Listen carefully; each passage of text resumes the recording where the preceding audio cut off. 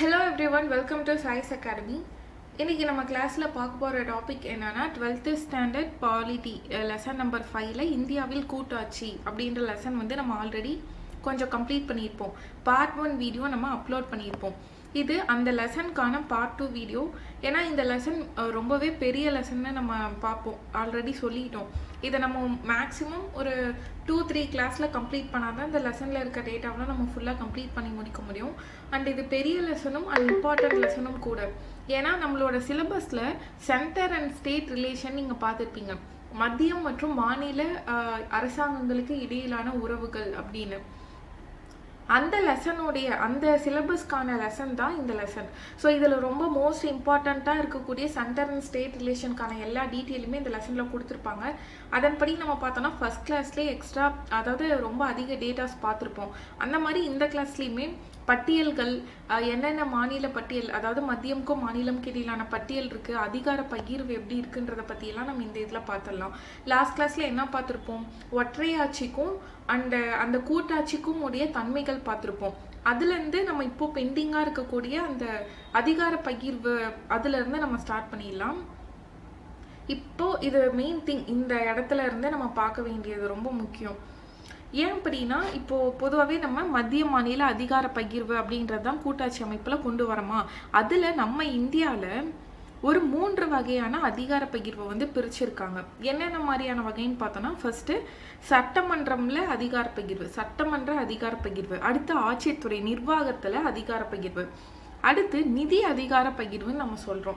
So இந்த 3 வகையாகவுமே நம்ம மத்தியமுக்கும் மாநிலமுக்கும் இடையான ஒரு அதிகார பகிர்வை பார்க்கலாம். இந்த 3 விஷயத்துலையுமே சென்டருக்கு இதெல்லாம் அதிகாரம், மாநிலத்துக்குலாம் இந்த அதிகாரம்னு பிரிச்சு கொடுத்துருப்பாங்க. இந்த 3 விஷயத்துல தான் அதிகார பகிர்வு நடந்திருக்கும்.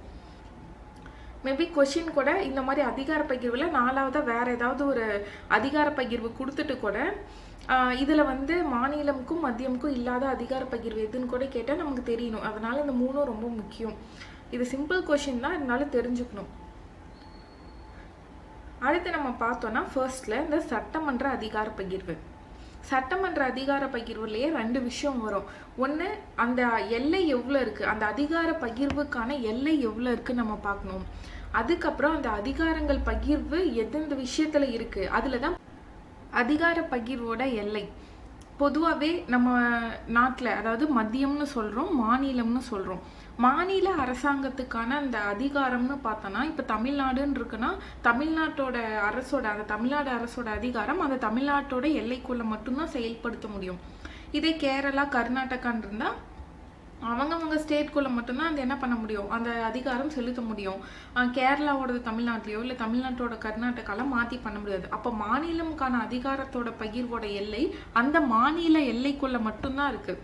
அதே மத்தியம்க்குன்னா, அப்போ மத்தியம்னா என்ன, ஹோல் இந்தியாவுமே வருமா, முழு இந்தியாவுமே வருமா, முழு இந்தியாவோட எல்லை கோடுமே வரும். மேலே வந்து நம்ம ஜம்மு காஷ்மீர்லேருந்து கீழே கன்னியாகுமரி வரைக்கும் சரி, இங்கே குஜராத்லேருந்து இந்த பக்கம் அருணாச்சல் பிரதேசம் வரைக்குமே சரி, ஃபுல்லாகவே இந்தியாவோட எல்லை வந்து மத்தியம் கட்டுப்பாட்டுக்குள்ளே இருக்கும். அவங்களோட அதிகாரமோட எல்லையும் அதுதான். ஆனால் மத்தியமுக்கு ஒரு எக்ஸப்ஷன் இருக்குது. அதாவது இந்த லைன் பாருங்க, மத்திய அரசு இந்தியாவில் மட்டுமல்ல உலகின் எந்த பகுதியிலும் வசிக்கும் இந்திய குடிமகன்கள் மற்றும் அவர்கள் சொத்துக்கள் மீதும் அதிகாரம் செலுத்துகின்றதுன்னு சொல்லியிருக்காங்க. இப்போ இந்தியாவில் வாழ்றவங்க இந்தியன் சிட்டிசன்ஸ், அவங்களுக்கு சிட்டிசன்ஷிப்பும் கொடுத்துருக்காங்க. ஆனால் இந்தியாவில் இல்லாமல் நிறைய பேர் என்ஆர்ஐஸ்ன்னு நம்ம சொல்லுவோமா, அவங்க வெளிநாட்டில் வசிக்கக்கூடியவங்க, வெளிநாட்டு வாழ் இந்தியர்கள். அவங்க மீதான அதிகாரமும் யாரால செலுத்த முடியும், மத்திய அரசால் செலுத்த முடியும். அவங்க மேலே மட்டும் இல்லை, அவங்க சொத்துக்கள் மீதான அதிகாரங்களும் மத்திய அரசால, நம்ம இந்தியாவால செலுத்த முடியும்னு சொல்ல முடிஞ்சிருக்கு. ஸோ இதுதான் வந்து அந்த அதிகார பகிர்வுக்கான எல்லை. இது சின்ன கான்செப்ட் மட்டும் தெரிஞ்சுக்கோங்க. அண்ட் ஆல்சோ நெக்ஸ்ட் நம்ம பார்த்தோம்னா பட்டியலே நம்ம பார்த்தோம்னா எந்தெந்த மாதிரியான விஷயங்கள் பட்டியல் பிரிச்சிருப்பாங்க. இது 7வது அட்டவணையில சொல்லுவாங்களா, 7வது அட்டவணையின்படி 3 பட்டியல்களாக நம்ம ஸ்டேட்டுக்கும் சென்டருக்கும் பிரிச்சிருப்பாங்க. ஒன்றிய பட்டியல், மாநில பட்டியல் அண்ட் பொது பட்டியல்னு பிரிச்சிருப்பாங்க. ஒன்றிய பட்டியலில் 100 அதிகாரங்கள் வந்து இருக்கும். அதாவது 100 100 அதிகாரங்கள் 100 துறைகள் வந்து கொடுத்துருப்பாங்க. 100 அதிகாரங்கள் இல்லை, ஒரு 100 துறைகளுக்கான அதிகாரங்கள் ஒன்றிய பட்டியலில் யாருக்கு இருக்குது? ஒன்றியத்துக்கு, மத்தியத்துக்கு இருக்குது. அடுத்து மாநில பட்டியல். மாநில பட்டியலில் எத்தனை அதிகாரங்கள் இருக்குது, எத்தனை துறைகள் இருக்குன்னு பார்த்தோன்னா 59. இங்கே பாருங்கள், இங்கே 100 இருக்கும், இங்கே 59 இருக்குது. அப்போ மாநில பட்டியல்னா முழுக்க முழுக்க மாநிலத்தோட அதிகாரங்கள் தான் இந்த மாநில பட்டியலில் இருக்கும். இது வந்து நீங்கள் தெரிஞ்சுக்கணும். அடுத்து பொதுப்பட்டியல்.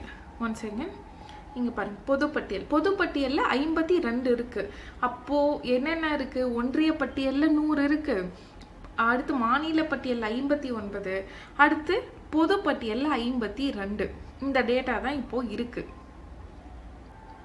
உங்களுக்கு இன்னும் நான் ஒன்று சிம்பிளாக சொல்லித்தரேன், இது மட்டும் ஞாபகம் வச்சுக்கோங்க, வளன்னு பார்க்க வேணாம். இப்போது யூனியன் லிஸ்ட் சொன்னேன், மத்திய பட்டியல்னு சொன்னேன், ஸ்டேட் லிஸ்ட், மாநில பட்டியல்.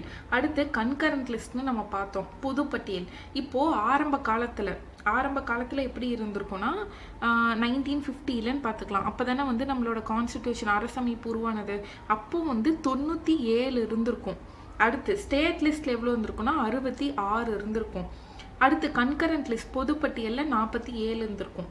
ஆனால் இப்போ தற்போது 2026 படி என்ன இருக்குன்னா, இந்த 97 100 மாறி இருக்கும், இந்த 66 61 மாறி இருக்கும், இந்த 47 52 மாறி இருக்கும். நம்ம இங்கே 59ன்னு பார்த்துருப்போம்ல, அந்த டேட்டா விட்டுருங்க, அங்கே இருக்கிறத நீங்கள் பார்த்துக்கோங்க. புக் டேட்டா கொடுத்துருக்காங்க, பட் அது வராது.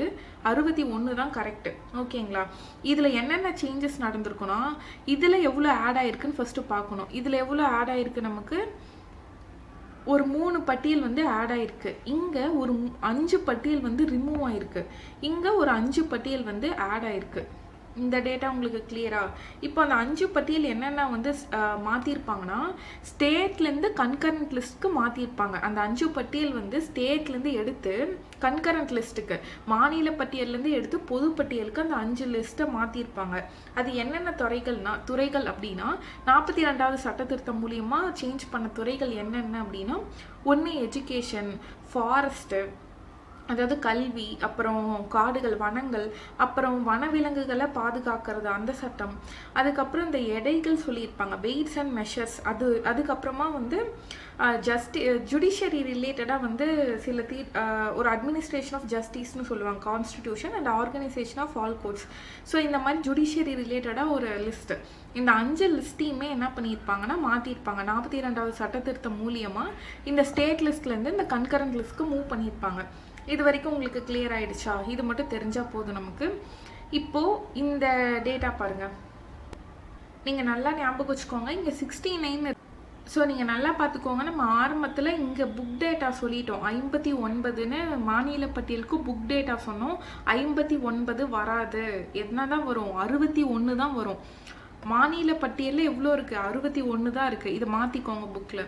இப்போது இருங்க, இதை எரேஸ் பண்ணிடுறேன். இப்போது அந்த பட்டியலில் என்னென்ன இருக்குன்னு பார்க்கலாம். ஃபர்ஸ்ட் பாருங்கள், ஒன்றிய பட்டியல். ஒன்றிய பட்டியலில் என்னென்னலாம் வருது?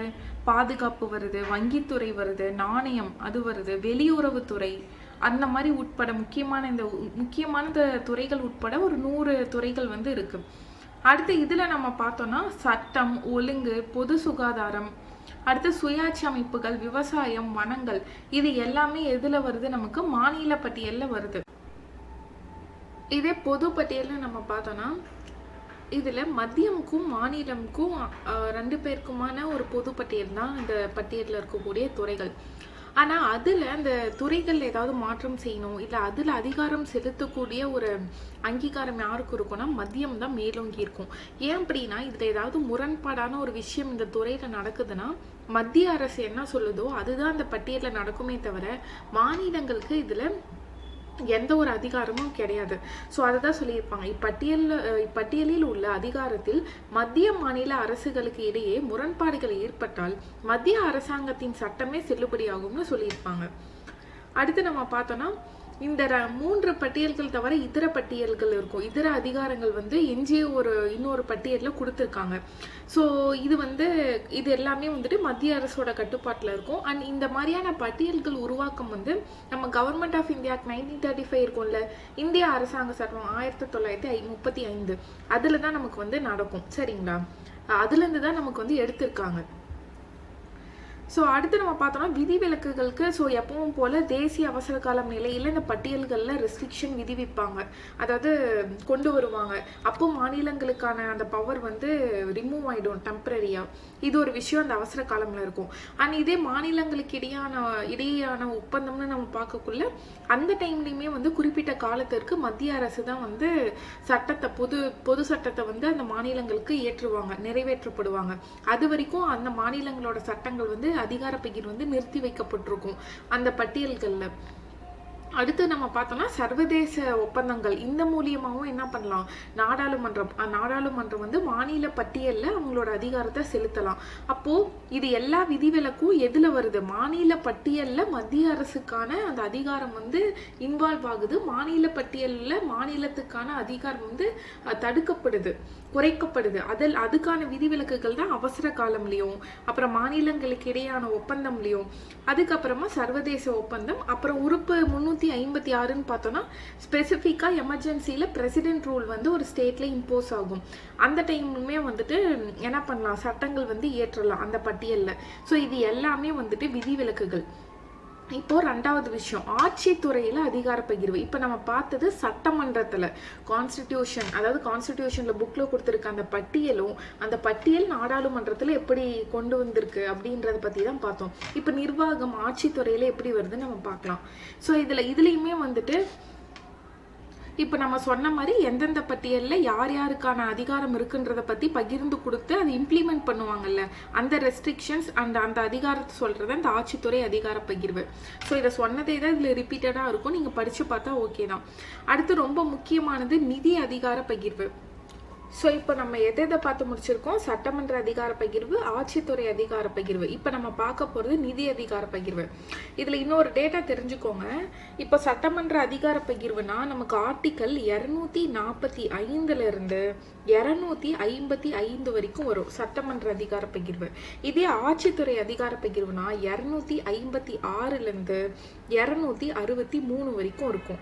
அடுத்து நிதி அதிகார பகிர்வுக்கு 268 293 வரைக்கும் உள்ள ஆர்டிக்கல் வந்து கவர் ஆகுது. இதெல்லாம் கான்ஸ்டிடியூஷன்ல சொல்லியிருக்க ஆர்டிக்கல். இப்ப நிதி பகிர்வு பார்க்கலாம்.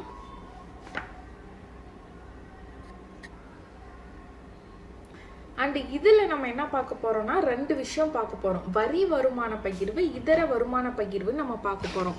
ஸோ முக்கியமாக நம்ம இந்த நிதி விஷயங்களில் மத்தியமுக்கும் மாநில அரசுக்கும் இடையிலான ஒரு நிதி பகிர்வு எப்படி நடக்கும், பட்ஜெட் மூலியமா சில வரிகள் விதிப்போம்ல, யார் யார் எந்தெந்த வரிகளை விதிக்கிறாங்க அப்படின்ற மாதிரிலாம் இருக்கும். ஃபர்ஸ்ட் அதில் பார்த்தோன்னா வரி வருமான பகிர்வு இருக்குது.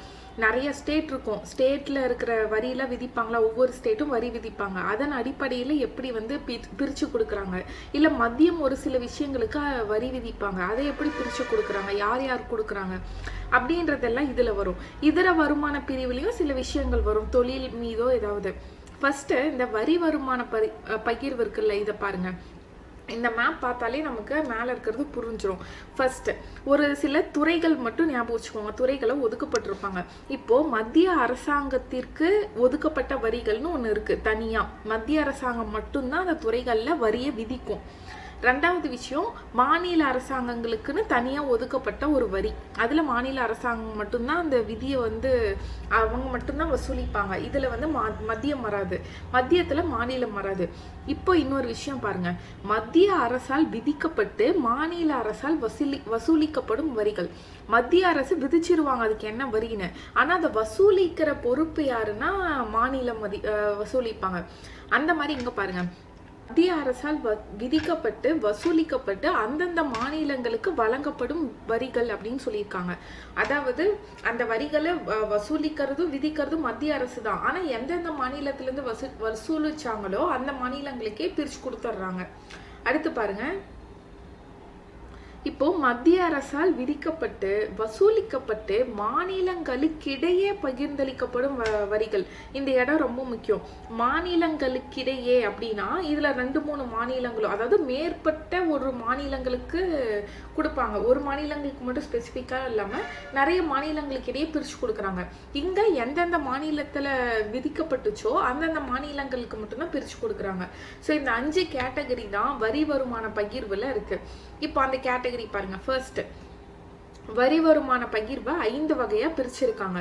ஃபர்ஸ்ட், சுங்கவரி போன்றவைகள் முற்றிலும் மத்திய அரசாங்கத்திற்கு ஒதுக்கப்பட்டுள்ளது. அப்ப சுங்கவரியினாலே சென்டர் தான் வராங்க. இது நமக்கு தெரிஞ்சுக்கணும். ஒரு வரி யாரு? சுங்கவரி, சென்டர் வராங்க. அடுத்து 2வது வரி யார் வரா பாருங்க. ஒரு நிமிஷம்.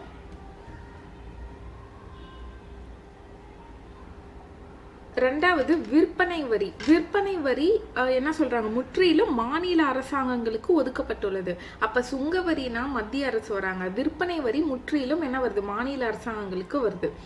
அடுத்து பாருங்க, சில வரிகளை மத்திய அரசாங்கம் விதிக்குது, ஆனா அதை வசூலிக்கிறது மாநில அரசாங்கம். அப்போ எது அது வரும்? முத்திரை வரியும் கலால் வரியும். இது ரொம்ப முக்கியம். 3வது வரி சென்டர் விதிச்சுட்டாங்க, ஆனா ஸ்டேட் தான் கலெக்ட் பண்றாங்க. அது பண்றதுதான் முத்திரை வரியும் கலால் வரியும். ரொம்ப இம்பார்ட்டன்ட். எந்த வரி யாரு விதிக்கிறாங்க, யாரு வசூலிக்கிறாங்க, யாருக்கு டிஸ்ட்ரிபியூட் பண்றாங்க, இந்த கேட்டகரி தான் தெரிஞ்சுக்கணும். அடுத்து, சில வரிகளை மத்திய அரசாங்கம் விதித்து வசூலிக்கிறது, ஆனால் அந்த வருமானம் மாநிலங்களுக்கே வழங்கப்படுகிறது. அதுக்கு எதுனா செய்தித்தாள்கள்ல வர விளம்பரங்கள் மீதான வரி. செய்தித்தாள்ல வர வரி கிடையாது, செய்தித்தாள்ல வர விளம்பரங்கள் மீதான வரி தான் என்ன சொல்றாங்க? மத்திய அரசாங்கம் விதிச்சு வசூலிச்சு அந்த மாநிலங்களுக்கே கொடுக்குது. அடுத்து 5th ஒன் பாருங்க. இதுல நம்ம என்ன சொல்லியிருப்போம்? ஸ்டேட்டே விதிச்சு ஸ்டேட்டே கலெக்ட் பண்ணி நிறைய மாநிலங்களுக்கு இடையே பகிர்ந்தளிச்சு கொடுப்பாங்கன்னு சொல்லியிருப்போம். ஸோ இந்த வரி தான் நமக்கு எங்கிருந்து வருது? விவசாயம் தவிர, விவசாயத்தோட வருமானம் தவிர பிற வருமானங்கள் மீதான வரி எல்லாமே எல்லா மாநிலங்களுக்கும் பிரிச்சு கொடுத்துட்றாங்க. ஸோ இதை நீங்க தெரிஞ்சுக்கணும். அடுத்து பாருங்க, இதர வருமான வரிகள் என்னென்ன பகிர்வு இருக்கு அப்படின்னு நம்ம பார்க்கலாம். இப்போ இதர வருமான பகிர்வுல இப்போ நம்ம கொடுத்துட்டாங்க 5 வருமான பகிர்வு இருக்கு. இதை தாண்டி இன்னும் வேற வருமானம் எப்படி ஈட்டி கொள்ளலாம் அப்படின்னு பார்த்தோம்னா சென்டருக்கு ஒரு வழி சொல்றாங்க. இது கான்ஸ்டிடியூஷன்லயே சொல்றாங்க, அரசமைப்பு புக்கிலேயே இதர வருமான வழிகள்னு கொடுத்துருக்காங்க. இப்போ எடுத்துக்காட்டா இப்போ சென்ட்ரல் மத்திய கவர்மெண்ட்க்கு என்ன சொல்லலாம்னா வணிக மற்றும் தொழில் நிறுவனங்களை நடத்தி வருமானத்தை ஈட்டலாம். அப்போ மத்திய அரசுக்கு அதிகாரம் இருக்கு. எதுல? வணிகம்லயும் தொழில் நிறுவனங்களை நிறுவி அதுல வருமானத்தை ஈட்டக்கூடிய ஒரு அதிகாரம் அரசமைப்புல மத்திய அரசாங்கம்க்கு கொடுத்துருக்காங்க. ஃபார் எக்ஸாம்பிள், தொழில் நிதி வரி. இங்க பாருங்க, தொழில் நிதி நிறுவனம், அவங்க தொழில் நிதி நிறுவனம், ரயில்வே துறை, ஒலிபரப்பு, அஞ்சல் துறை, இது எல்லாமே சென்ட்ரல் கவர்மெண்ட்க்கு ஏர்னிங்ஸ் வரக்கூடிய ஒரு இடம், வருமானம் வரக்கூடிய இடம். இதே மாதிரி மாநில அரசாங்கங்களுக்கும் வணிக தொழில் நிறுவனங்கள் நிறுவதற்கான வருமானம் அந்த அரசாங்க அமைப்பு கொடுத்துருக்காங்க, அந்த அதிகாரம் கொடுத்துருக்காங்க. அதுவும் இல்லாம மின்சாரம், நீர்ப்பாசனம், வனங்கள், தரைவழி போக்குவரத்து, இதெல்லாம் ரொம்ப முக்கியம். இதெல்லாம் மாநிலங்கள் வருமானம் ஈட்டுவதற்கான துறைகள். அப்போ இது வரைக்கும் கிளாஸ் ஸ்டார்ட் ஆனதுல இது வரைக்கும் நம்ம என்னென்ன பார்த்துருக்கோம்? துறைகள் தான் நிறைய பார்த்துருக்கோம். ஸ்டார்டிங்ல அந்த 3 பட்டியல்கள்ல என்னென்ன துறைகள் இருக்குன்னு பார்த்துருப்போம். அதுக்கப்புறம் நிதி பகிர்வுலையுமே யார் யாரு வருமானம் விதிக்கிறாங்க, எந்தெந்த துறைன்னு பார்த்தோம். இப்போ அது இல்லாம இதர வருவாயிலையும் இவ்வளோ இருக்கு. அதனால எல்லாமே இது மட்டும் நோட் போட்டு எழுதிக்கோங்க. ஒரு ஸ்டிக்கி நோட்ஸ்லயோ இல்லை சைட்லயோ கூட எழுதி வச்சுக்கோங்க, என்னென்ன துறை யாருக்கு இருக்காங்க பாருங்க. நிதிக்குழு. ஸோ நிதிக்குழு ஃபினான்ஸ் கமிஷன் பொறுத்த வரைக்கும் இவங்களோட முக்கியமான பணி என்னன்னா மத்தியமுக்கும் மாநிலங்களுக்கும் இடையே நிதியை பகிர்ந்து கொடுக்கணும். இந்த வேலையை முக்கியமாக செய்கிறது தான் ஃபினான்ஸ் கமிஷனோட வேலை. இது எல்லாருக்கும் தெரிஞ்சது தான். அண்ட் இதில் நிதிக்குழு பற்றி நம்ம இங்கே தெரிஞ்சுக்க வேண்டியது, ஒவ்வொரு 5 ஆண்டுக்கும் குடியரசுத் தலைவர் ஒரு நிதிக்குழுவை ஃபார்ம் பண்ணுறாங்க. எப்படி new government 5 years once form பண்ணுறோமோ அந்த மாதிரி நிதிக்குழுவையும் 5 years ஒன்ஸ் நம்ம ஃபார்ம் பண்ணுறோம்.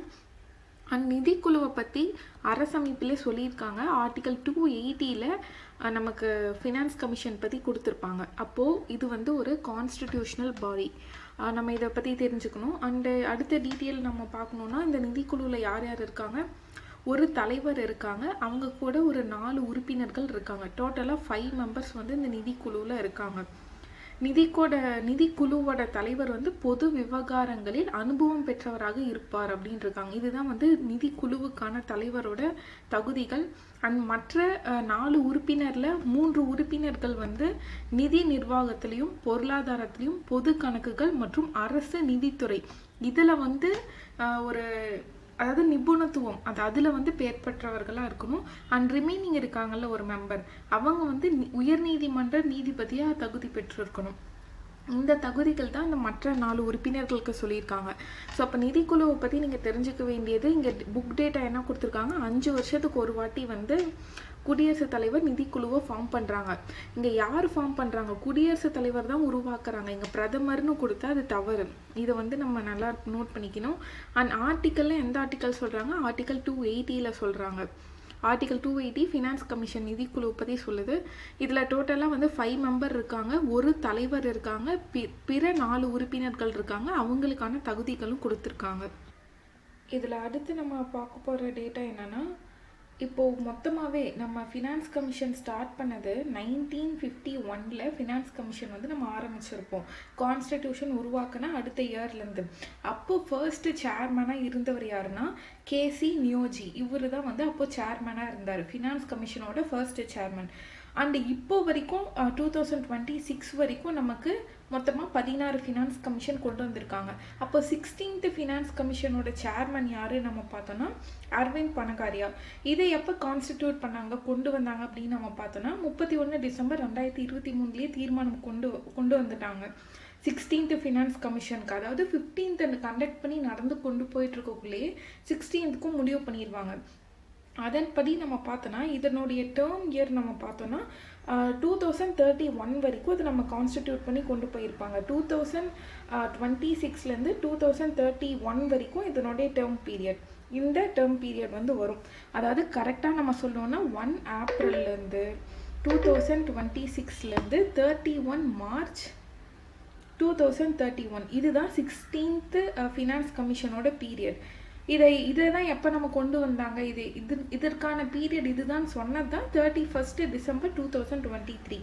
ஓகேங்களா. இது வரைக்கும் கண்டக்ட் பண்ணப்பட்டது டோட்டலாக 16 நடந்திருக்கு. ஸோ இது வரைக்கும் உங்களுக்கு ஃபினான்ஸ் கமிஷனில் தெரிஞ்சுக்க வேண்டிய டேட்டா இவ்வளோ தான். இது வந்து ஒரு கான்ஸ்டிடியூஷனல் பாடின்னு நீங்கள் தெரிஞ்சுக்கணும். ஏன்னா இது அரசியலமைப்பில் கொடுத்துருக்கக்கூடிய ஒரு பகுதி தான்.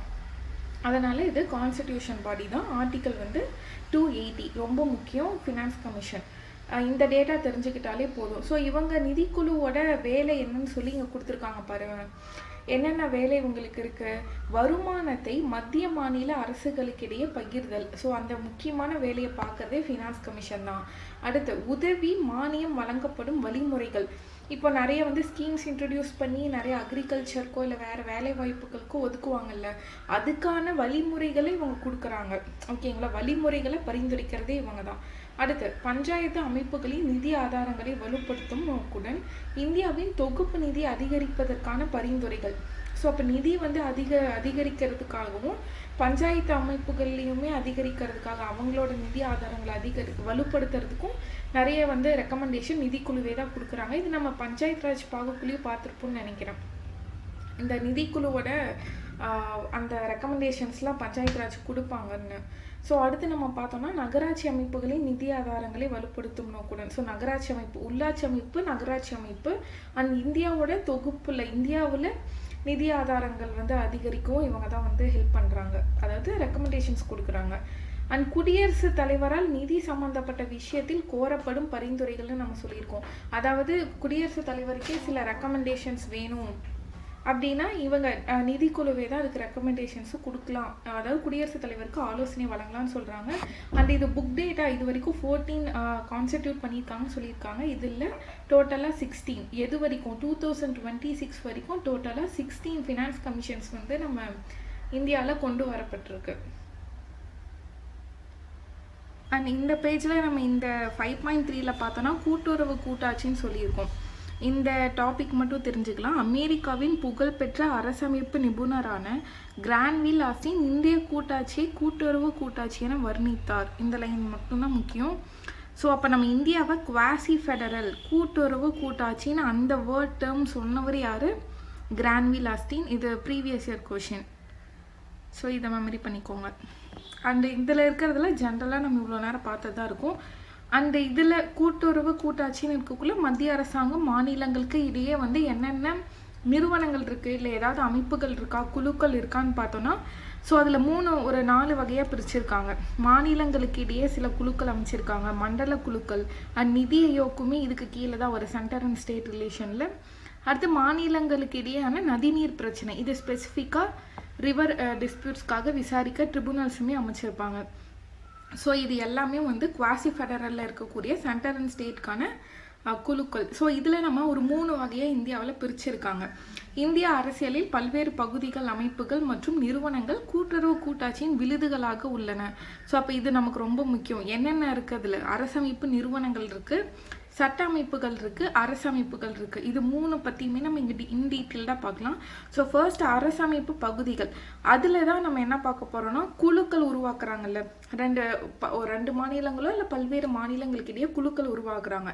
இதை பற்றி கான்ஸ்டிடியூஷன்லேயே சொல்லியிருக்காங்க. அதனால தான் அரசமைப்பு பகுதிகள்ன்ற டேர்மில் பார்க்குறோம். ஸோ அதை பற்றி சொல்கிற ஆர்டிக்கல் தான் ஆர்டிக்கல் 263. ஸோ இதில் முக்கியமாக நாம் அங்கங்கே ஒரு சில ஆர்டிகல்ஸ் பார்த்துட்ருக்கோம். நம்ம ஃபினான்ஸ் கமிஷனுக்கு 280 பார்த்தோம். அங்கே ராஜ்யசபா வந்து பட்டியலில் சேஞ்ச் பண்ணுறதுக்காக 249 பார்த்தோம். இங்கே 263 வந்து குழுக்கள் அமைப்பதற்காக கான்ஸ்டிடியூஷனில் கொடுக்கப்பட்ட ஆர்டிக்கல் 263. அண்ட் இது எதில் யாருடைய அடிப்படையில் நமக்கு வருதுன்னா, குடியரசுத் தலைவர் பொது நலனுக்காக மக்களுக்கு இடையேயான குழுவை உருவாக்கலாம். இங்கேயுமே குடியரசுத் தலைவர் தான் உருவாக்குறாங்க. ஸோ இந்த பாயிண்ட் நமக்கு ரொம்ப முக்கியம். அண்ட் இன்னொன்று என்னென்னா, 3 பணிகளை இக்குழு பெற்றிருக்கின்றது. என்னென்ன பணிகள் இந்த மாநிலங்களுக்கு இடையே உருவாக்கக்கூடிய குழுக்கள் செய்யும் அப்படின்னா, ஒருவேளை ஸ்டேட்ஸ்க்கு இடையே ஏதாவது சிக்கல் இருந்தால் அதை ஆராய்ஞ்சு நீங்கள் இந்த மாதிரிலாம் வந்து சால்வ் பண்ணிக்கலாம்னு சொல்யூஷன் கொடுக்கறதுக்கு, ஆலோசனை வழங்குறதுக்கான ஒரு ரெக்கமெண்டேஷன்ஸ் இவங்க கொடுக்குறாங்க. அடுத்து மத்தியமுக்கும் மாநிலக்கும் இடையே ஏதாவது ஆர்குமெண்ட்ஸ் இருக்குன்னா அந்த விஷயங்களையுமே பொதுவான விஷயங்களை விசாரிக்கிறதுக்கும் இவங்க இந்த குழுக்கள் இருக்குது. அண்ட் ஒரு குறிப்பிட்ட விஷயத்தில் மாநிலங்களுக்கு இடையே ஏதாவது ஒத்துழைப்பு அதிகரிக்கணும்னா அதுக்கும் பரிந்துரைகள் கொடுக்குறாங்க. ஸ்பெசிஃபிக்கான விஷயத்துலையும் சரி, அண்ட் சென்டர் அண்ட் ஸ்டேட்டுக்கும் சரி, ஸ்டேட்ஸ்க்கு இடையிலே இருந்தாலும் சரி, இந்த 3 விஷயங்களுக்கு தான் இந்த மாதிரி குழுக்கள் வந்து அமைக்கிறாங்க. அண்ட் அதில் நம்ம இந்தியாவில் இது வரைக்கும் என்னென்ன குழுக்கள் உருவாக்கப்பட்டிருக்குன்னா, மத்திய சுகாதார குழு, போக்குவரத்து வளர்ச்சி மன்றம், தல சுயாட்சி மத்திய குழு, இது எல்லாமே வந்துட்டு மாநிலங்களுக்கு இடையே உருவாக்கப்பட்ட குழுக்கள். அடுத்து நம்ம முக்கியமாக ஒன்று பார்த்தோன்னா, இங்கே சர்க்காரியா கமிஷனோட ரெக்கமெண்டேஷன்ஸ் கொடுத்துருப்பாங்க. அதை பற்றி இங்கே பார்க்கலாம். அதன்படி நம்ம பார்த்தோன்னா, சர்க்காரியா கமிஷன் ரெக்கமெண்டேஷன் படி 1990 கூட்டாட்சி முறையில் அரசாங்கங்கள் இடையே எல்லா துறைகளிலும் ஒத்துழைப்பு வழங்குறதுக்காக மாநிலங்களுக்கு இடையே குழுக்கள் தோற்றுவிக்கப்படணும்னு இவங்க ரெக்கமெண்டேஷன்ஸ் கொடுத்து, அதாவது அந்த குழுவுமே கொண்டு வந்திருக்காங்க. அதில் அந்த குழுவில் பிரைம் மினிஸ்டர் தான் வந்து தலைவராக இருக்காங்க. அதுவும் இல்லாமல் ஃபர்ஸ்ட் பிரைம் மினிஸ்டர் வந்து தலைவராக இருக்காங்க.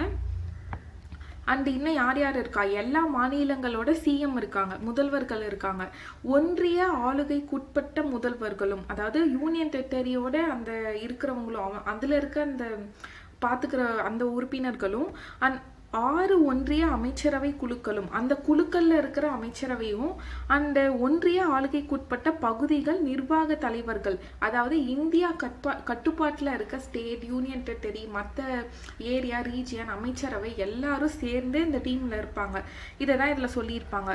ஆளுநர்களும், இதில் பாருங்கள், ஆளுநர்களுமே இருப்பாங்க. அந்த இது வந்து ஸ்பெசிஃபிக்காக, அதாவது ஜென்ரலாக கொடுத்துருக்காங்க. அடுத்து நம்ம ஸ்பெசிஃபிக்காக பார்த்தோன்னா, பொதுவாகவே அந்த அதாவது மாநிலங்களுக்கு இடையே வந்து ஏதாவது ஒத்துழைப்பு வழங்கணும், ஒரு குழு அமைக்கணும்னா அதில் மத்திய உள்துறை அமைச்சர் இருப்பாங்க. அவங்க தலைமையில் ஒரு குழு இருக்கும். இந்த மண்டல குழுக்களுமே அப்படி தான் இருக்கும். மத்திய உள்துறை அமைச்சர் இருப்பாங்க. அண்ட் அவங்களுக்கு கீழே அந்த அமைச்சர்கள், அந்த மாநிலங்கள், எந்தெந்த மாநிலங்கள் இடையே நம்ம குழுக்கள் அமைக்கிறோமோ அந்த மாதிரி, இப்போ 9 மாநிலங்கள் இருக்கா, அப்போ 9 மாநில முதல்வர்கள் இருப்பாங்க. அது தவிர அந்த உள்துறை அமைச்சர் தவிர மற்ற மத்திய அமைச்சர் குழுவுமே இருப்பாங்க. இவங்க எல்லாம் சேர்ந்து ஒரு டீமில் இருக்காங்க, ஒரு குழுவாக அமைச்சிருக்காங்க. அதில் மத்திய உள்துறை அமைச்சர் தான் தலைவர். ஸோ இந்த மாதிரி தான் குழுக்கள் வந்து கொண்டு வராங்க. யாருடைய ரெக்கமெண்டேஷனில் இது வந்திருக்கு? சர்க்காரியா கமிஷன் 1990. ஸோ இது வரைக்கும் உங்களுக்கு புரிஞ்சதா? இது வந்து அரசமைப்பு பகுதிகளில் நம்ம கொண்டு வரப்பட்டது, அதாவது கான்ஸ்டிடியூஷனில் இருந்தே. இப்போ அடுத்து சட்ட அமைப்புகள், ஏதாவது சட்டங்கள் மூலியமாக ஏதாவது அமைப்புகள் உருவாக்கப்பட்டிருக்கா, சென்டருக்கும் ஸ்டேட்டுக்கும் உருவாக்கப்பட்டிருக்கா அப்படின்னு நம்ம பார்த்தோம்னா, மண்டல குழுக்கள்னு நீங்கள் கேள்விப்பட்டிருப்பீங்க, ஜோனல் கவுன்சில்ஸ். ஸோ மண்டல குழுக்கள்ன்றதும் என்ன விஷயம் அப்படின்னா, இந்த ஜோனல் கவுன்சில்ஸில் இப்போது குறிப்பிட்ட ஸ்டேட்ஸ் இருக்கும். இப்போ ஒரு பாருங்கள், இந்தியா இருக்குது. இந்தியாவில் இங்கெல்லாம் வந்து ஜம்மு காஷ்மீர், ஹரியானா, ராஜஸ்தான், குஜராத்லாம் இருப்பாங்க. கீழே சதர்ன் சைடில் இங்கே நம்ம தமிழ்நாடு, கேரளா, கர்நாடகா அந்த மாதிரி இருப்போம். சென்டரில் மகாராஷ்டிரா, மத்திய பிரதேஷ், இங்கே மகாராஷ்டிரா, மத்திய பிரதேஷ், ஒரிஷா, ஜார்க்கண்ட் இருப்பாங்க. இங்கே நார்த் ஈஸ்ட் ஸ்டேட்ஸில் மணிப்பூர், திரிபுரா, அசாம் இவங்கெல்லாம் இருப்பாங்க, அருணாச்சல் பிரதேஷ்லாம். இப்போது ஒவ்வொரு திசையில் ஒவ்வொரு ஸ்டேட்ஸ்லாம் நிறைய இருக்குது. இப்போது இந்த சதர்ன் ஸ்டேட்டில் இருக்க இந்த கொஞ்சம் ஸ்டேட்டுக்கிட்டேயே நம்ம என்ன பண்ணணும், ஒரு ஒத்துழைப்பு, யூனிட்டி கொண்டு வரணும். பிரச்சனை இல்லாமல், அந்த மாநிலங்களுக்கிடையே பிரச்சனை இல்லாமல் இருக்கணும். ஃபார் எக்ஸாம்பிள், இப்போ நம்ம இருக்கோம், நம்ம வீடு இருக்குன்னா பக்கத்து, இப்போ நம்ம ஸ்ட்ரீட்டில் இருக்கிறவங்கன்னா அப்படி பக்கத்தில் தானே சண்டை வரும். மேபி வந்தால் நெய்பர்ஸ்க்கு இடையில.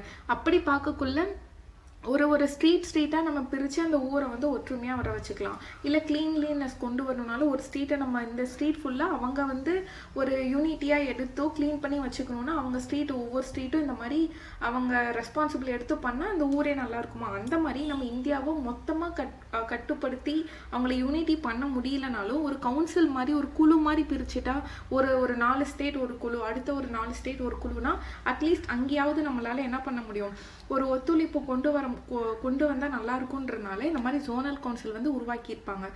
இதுவுமே நம்ம ஸ்டார்டிங்கில் யூனியன் டெரிட்டரியில் இவங்களோட ஃபர்ஸ்ட் அலி கமிட்டியோட ரெக்கமெண்டேஷன் மூலியமாக ஸ்டேட்ஸ் எல்லாம் பிரிச்சிருப்போம், மொழிவாரி மாநிலங்கள். அந்த டைமில் தான் மொழிவாரி மாநிலம் உருவாக்கப்பட்டப்போ தான் இந்த மண்டல குழுக்களையுமே நம்ம சேர்த்து உருவாக்கியிருப்போம். அதை தான் இங்கே கொடுத்துருப்பாங்க பாருங்கள். மண்டல குழுக்கள் மாநிலங்கள் மறுசீரமைப்பு குழு 1956 சட்டத்தின் மூலம் தோற்றுவிக்கப்பட்டன. இது ரொம்ப முக்கியம். 1956 ஆக்ட் படி அந்த மாநிலங்கள் மறுசீரமைப்பு சட்டம் குழுப்படி தான் மண்டல குழுக்கள், ஜோனல் கவுன்சிலையுமே நம்ம உருவாக்கியிருக்கோம். அண்ட் இதுதான் மொழிவாரி மாநிலங்கள் உருவான போது மண்டல குழுக்களும் உருவானது. அண்ட் இது ஜவஹர்லால் நேருவோட முக்கியமான ஒரு நோக்கம், கூட்டுறவு கூட்டாட்சியோட மேம்படுத்துவதற்கான நோக்கம் வந்து இந்த மண்டல குழுக்கள் ஹெல்ப்ஃபுல்லாக இருக்கும்னு அவர் சொல்லியிருப்பார். ஸோ இந்த லைன் நமக்கு ரொம்ப முக்கியம். ஸோ இப்போ மண்டல குழுக்கள்லாம் நான் சொன்னேன்ல, இங்கே மாதிரி ஜோனல்ஸ்லாம் பிரிப்போம் அப்படின்னு சொல்லி, அந்த மாதிரி ஒரு 6 மண்டல குழுவாக பிரிச்சிருப்பாங்க. ஸ்டார்டிங்கில் 5 தான் இருந்திருக்கும். அதுக்கப்புறமா 1971 அதில் தான் என்ன பண்ணியிருக்காங்க, 6ஆவதாக இந்த வடகிழக்கு மண்டல குழுவை உருவாக்கியிருப்பாங்க. இப்போ பாருங்கள், வடமண்டல குழு, தெற்கு மண்டல குழு, கிழக்கு மண்டல குழு, மேற்கு மண்டல குழு, அடுத்து மத்தியம், வடகிழக்கு. ஆக்சுவலி இந்த ஜோனல் கவுன்சில் பற்றி நான் டீட்டெயில்டாக உங்களுக்கு செப்பரேட்டாக ஒரு ஸ்பெஷல் டாப்பிக்கோடு போட்டிருப்பேன். ஆல்ரெடி நம்ம சேனலில் போஸ்ட் பண்ணியிருப்போம். அண்ட் இதில் நீங்கள் எத்தனை குழுக்கள் இருக்குன்னு தெரிஞ்சுக்கிட்டால் போதும். ரொம்ப இன்டெப்த்தாக ஒவ்வொரு மண்டல குழுவிலையும் யார் யார் இருக்கா, என்னென்ன ரீஜன் இருக்குன்னா நீங்கள் ஜஸ்ட் அந்த வீடியோ ஒரு கிளான்ஸ் பார்த்துக்கலாம். அது ஒரு ஷார்ட் வீடியோ தான். அடுத்து பாருங்கள். அண்ட் இந்த குழுவில் யார் யார் இருப்பாங்க அப்படின்னு நம்ம பார்த்தோன்னா, இப்போது மத்திய மண்டல குழு இருக்குது அப்படின்னா அந்த மண்டல குழுவில் உள்துறை அமைச்சர் தான் வந்து எல்லா பொது தலைவராக இருப்பாங்க. பொது தலைவராக உள்துறை அமைச்சர் இருப்பாங்க. அந்த மண்டல குழுவில் இருக்க ஒவ்வொரு மாநிலத்தோட முதல்வர் இருப்பாங்க. அவங்க கூட 2 அமைச்சர்கள் இருப்பாங்க. ஓகேங்களா. இவங்க எல்லாரும் அதில் தலைவர்லாம் உறுப்பினராக இருப்பாங்க. மற்ற நிர்வாக தலைவரும் அதில் உறுப்பினர்களாக இருப்பாங்க. ஸோ இவங்களோட வேலை என்ன, ஒவ்வொரு மாநிலங்களுக்கும் இடையே எந்த பிரச்சனையும் இல்லாமல் பாதுகாக்கிறது, இல்லை எக்கனாமிக்கலாக, அதாவது பொருளாதாரமாகவோ இல்லை சமூக திட்டமிடல் மூலமாகவோ, இல்லை ஏதாவது எல்லை பிரச்சனைகள் இருக்குது, போக்குவரத்து துறைகள், இது எல்லாத்தையும் வந்து அவங்க ப்ராப்பராக கண்டக்ட் பண்ணணும். அதில் ஏதாவது பிரச்சனை வராமல் பார்த்துக்கிறது அந்த மண்டல குழுக்களோட முக்கியமான வேலை. ஸோ இதுக்கு தான் ஜோனல் கவுன்சில் வந்து உருவாக்கியிருக்காங்க. ஸோ அடுத்து நம்ம பார்த்தோன்னா நதி ஆணையம். ஸோ நதி ஆணையம் பொறுத்த வரைக்கும் இவங்களோட முக்கியமான இந்த ஆணையம் எதுக்கு உருவாக்கியிருப்பாங்கன்னா, மாநிலங்களுக்கிடையே நதிகளை மேலாண்மை செய்வதற்கும் அது ரிலேட்டடாக மாநிலங்களுக்கு பரிந்துரைகள் வழங்குவது இந்த நதி ஆணையத்தோட வேலை.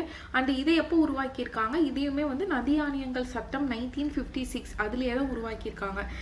மாநில மறுசீரமைப்பு சட்டம் கொண்டு வரப்பட்டப்போ தான் நதி ஆணையங்கள் சட்டம், 2க்குமே சேம் இயர் தான். இதை பார்த்துக்கோங்க. அடுத்து நதிநீர் தீர்ப்பாயங்கள், ட்ரிபுனல்ஸ் இருக்கு. ஸோ இதில் என்ன சொல்கிறாங்க, மாநிலங்களுக்கு இடையேயான நதிநீர் சிக்கல் சட்டம், இதுவும் 1956.